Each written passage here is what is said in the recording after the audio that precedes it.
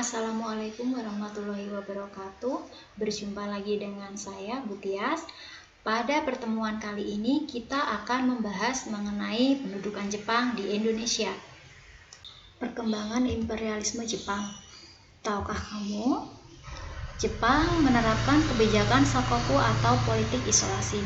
Apa itu politik isolasi? Politik isolasi adalah menutup diri dari bangsa luar. Kemudian, keberadaan bangsa Barat atau Eropa dikhawatirkan akan menimbulkan kolonialisme dan imperialisme di Jepang. Karena itu, pemerintah Jepang memutuskan untuk mengusir bangsa Eropa tersebut dan melakukan politik isolasi. Pada 31 Maret 1854, Commodore Matteucci Perry datang dan berhasil memaksa Jepang menandatangani perjanjian Kanagawa yang isinya adalah sebagai berikut. Pertama, Jepang membuka diri terhadap bangsa Barat dengan membuka pelabuhan-pelabuhannya untuk kapal asing yang ingin berdagang. Kedua, Jepang menjamin keselamatan kapal Amerika yang karam. Dan yang ketiga, Jepang mendirikan kedutaan Amerika secara permanen. Kemudian Jepang ini mengalami yang namanya restorasi Meiji. Dibukanya pelabuhan-pelabuhan Jepang yang diikuti masuknya pengaruh asing telah menyadarkan Jepang bahwa selama ini mereka telah tertinggal dari bangsa Barat.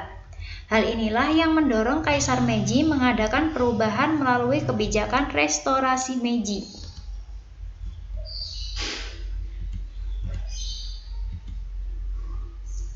Berikut beberapa kebijakan dalam restorasi Meiji. Pertama, ada bidang militer. 1. Melaksanakan wajib militer untuk anak laki-laki berusia 21 tahun selama 4 tahun. Kedua, membentuk tentara nasional. Ketiga, membeli berbagai perlengkapan senjata dari bangsa Barat. Kemudian dalam bidang pendidikan,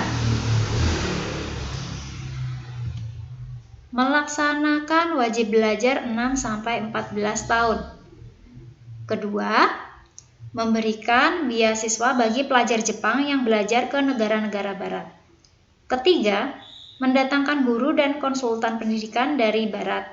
Dan yang keempat, menerjemahkan banyak buku ilmu pengetahuan dari Barat ke dalam bangsa Jepang. Selanjutnya dalam bidang ekonomi. Pertama, membangun pabrik industri, terutama hasil pengolahan sumber daya alam Jepang. Kedua, membangun sarana transportasi dan komunikasi. Ketiga, membangun pelabuhan-pelabuhan Jepang secara modern. Keempat, mendirikan bank-bank untuk membantu pinjaman modal. Selanjutnya dalam bidang sosial. Menghapus 4 kelas dalam sistem kemasyarakatan Jepang dan juga menghapus sistem feodalisme dan menggantinya dengan sistem pemerintahan pusat. Yang terakhir yaitu ada bidang hukum, yaitu mengubah sistem hukum dan konstitusinya mengikuti model hukum dan konstitusi Barat. Selanjutnya, Jepang menjadi negara maju.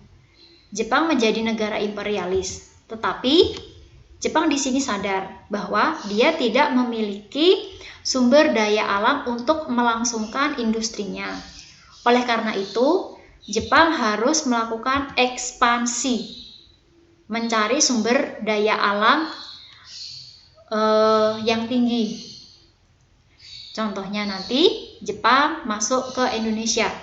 Tetapi dalam melakukan ekspansi ini, Jepang sadar bahwa ada yang menghalangi, yaitu negara Amerika.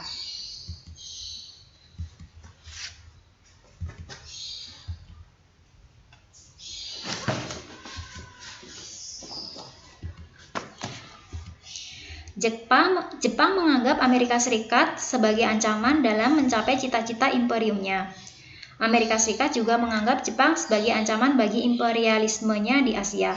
Oleh karena itu, Amerika Serikat segera melakukan upaya pencegahan untuk menghentikan invasi Jepang. Amerika Serikat mengembargo besi, baja, dan minyak untuk Jepang. Hal ini mengancam kekuatan militer Jepang. Jepang pun menyerang Pearl Harbor, pangkalan Angkatan Laut Amerika Serikat di Hawaii pada tanggal 7 Desember 1941. Serangan Jepang berhasil melemahkan kekuatan sekutu. Dengan cepat, Jepang mengambil alih wilayah jajahan sekutu di Asia termasuk Hindia Belanda atau Indonesia.